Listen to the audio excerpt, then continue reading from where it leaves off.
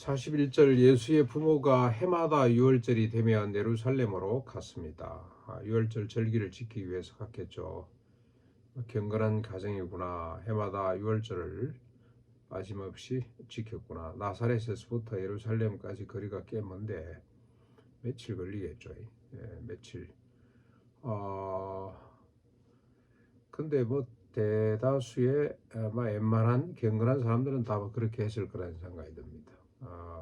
유월절 절기 때 예루살렘에 도무지 머물 곳이 없다는 거.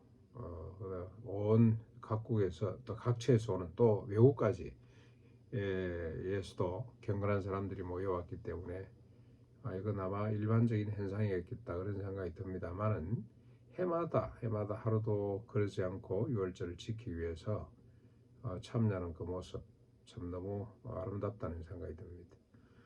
교회적으로나 가정적으로 개인적으로 절기를 정하고 지킨다는 것, 적절한 영적 의식이 있다는 것, 이게 영성에 큰 도움이 될 거라는 생각이 듭니다. 그리고 42절부터 쭉 보시면 또 이제 이 7절까지 이 예수께서 12살 되던 때에 유월절을 지키기 위해서 예루살렘에 올라갔다가 다 날들을 마치고 절기를 마치고 돌아가는데 고향으로 돌아가는데 아이가 없다는 사실을 하루길을 간 후에 발견하게 됐습니다. 아마 뭐 친구들하고 같이 그 어느 영화를 보니까 이때 세례요한도 같이 올라왔어요. 같이 올라왔습니다.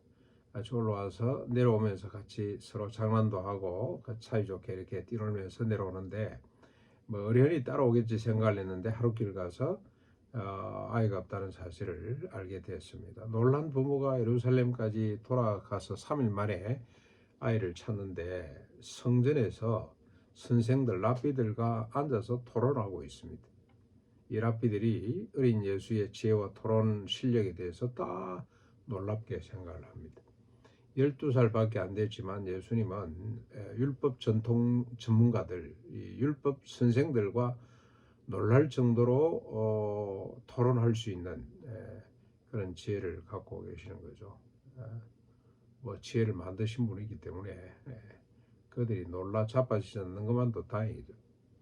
어떻게 이럴 수가 있냐 그런 생각이 막 들었을 겁니다. 그리고 48절부터 쭉 50절까지 보시면 이를 본 어머니가 말합니다. 아이를 발견하고 아이야 어찌하여 이러고 있느냐 그랬더니 내 아버지 내 엄마 엄마 아빠가 얼마나 너를 사느라고 고생하고 근심했는지 네가 아니 그랬더니 예수께서 이럽니다. 어찌하여 나를 찾으셨나이까? 내가 내 아버지 집에 있어야 될 줄을 알지 못하셨나이까?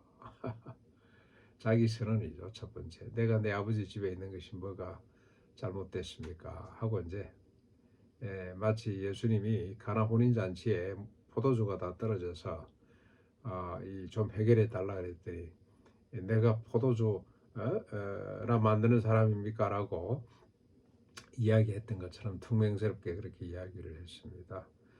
근데 그 부모가 그의 말이 뭔 뜻인지를 알지 못해요. 내가 내 아버지 집에 있는데 뭐가 잘못됐냐 하는 말을 이해를 못했습니다. 예수님은 성전이 하나님의 집이죠. 성전이 하나님의 집이기 때문에 아버지 집입니다. 하나님이 자신의 아버지이심을 누구보다도 잘 아시는 거죠. 그러므로 성전에 있는 것은 아마 행복했을 겁니다. 마치 진짜 집에 와 있는 것처럼.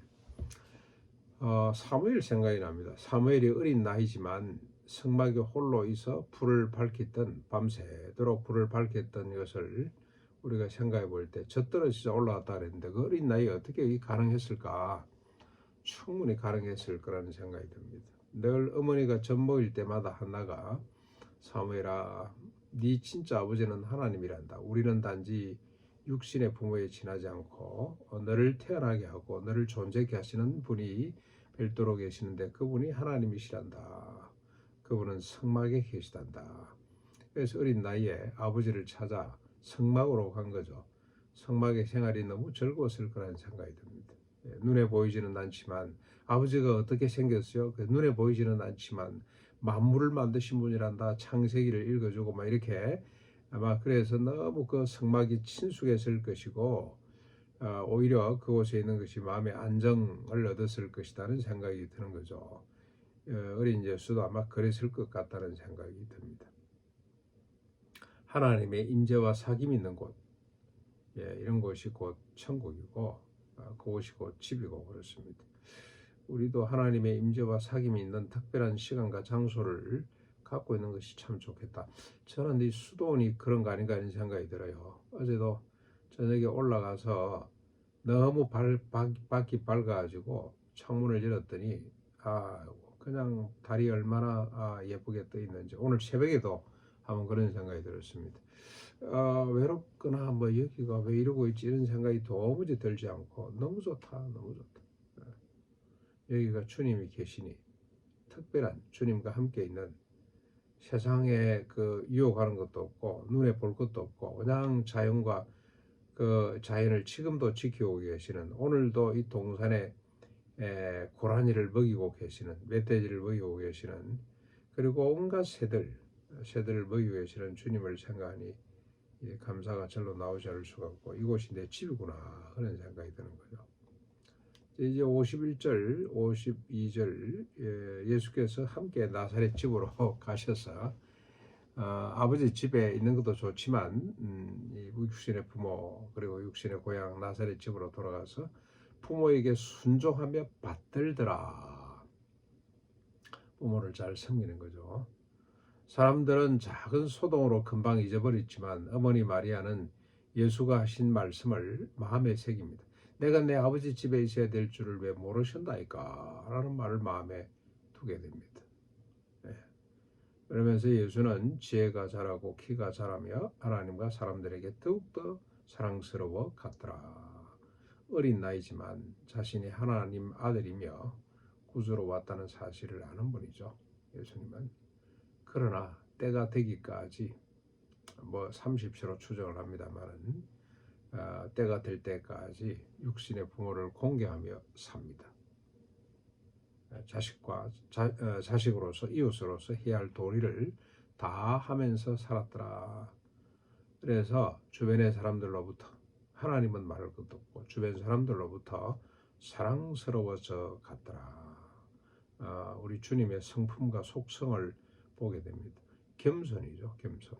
하나님이시면서도 인간으로서 해야 할 일을 다 하는 말구유에 태어나실 뿐만이 아니라 나이가 때가 될 때까지 조용히 부모와 이웃들을 섬기면서 받들었더라는 말이 참 재밌습니다. 받들면서 조용히 살았던 주님의 모습, 자기를 들리지도 않고 자기를 자랑하지도 않고 하나님 아들인데 그냥 교만을 떨만도 한데 그러지를 않고 조용히 인간의 모습으로 살아갔던 모습이 너무 인상적입니다. 조용히 사는 것이 참 중요한 것 같아요. 자신의 사명과 도리를 다하면서 겸손히 살아가 보기를 바랍니다.